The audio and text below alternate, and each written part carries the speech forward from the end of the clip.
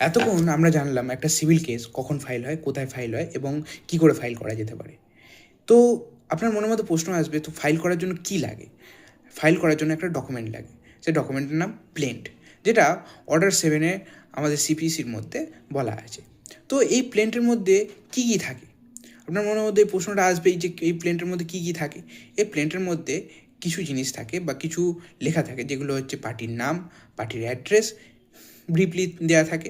এছাড়াও থাকে স্টেটমেন্ট, কোনো একটা ঘটনা কী কীভাবে ঘটেছে, অকারেন্সগুলো কী কী সময় ঘটেছে, কোন সময় কোন ঘটনাটি ঘটেছে, একটা ক্রোনোলজিক্যালভাবে সারিবদ্ধভাবে প্যারা করে লেখা থাকে।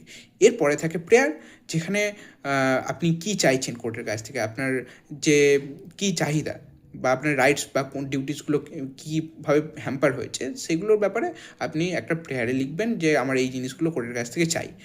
এরপরে থাকবে এফিডেভিট আর ভেরিফিকেশান, যার মাধ্যমে একটা প্লেন্ট সম্পূর্ণ হবে। এছাড়াও কিছু সাপোর্টিং ডকুমেন্ট অ্যানেক্সার থাকে। কিন্তু এবারে মনে রাখার বিষয় হচ্ছে, একটা প্লেন্টের মধ্যে কখনো কোনো এভিডেন্স চায় না। আপনি প্লেন্টের মধ্যে কখনো কোনো এভিডেন্স বলতে পারেন না। আপনি শুধু বলতে পারেন হচ্ছে একটা স্টেটমেন্ট, যে আমার সাথে এই ঘটনাগুলি ঘটেছে, এই ঘটনাগুলির ভিত্তিতে আমি এই কেসটি ফাইল করছি। আপনি কোনো রকমের স্টেটমেন্ট একটা প্লেন্টের সঙ্গে চায় না। এই হলো একটা জেনারেল ব্যাখ্যা একটা প্লেন্টের।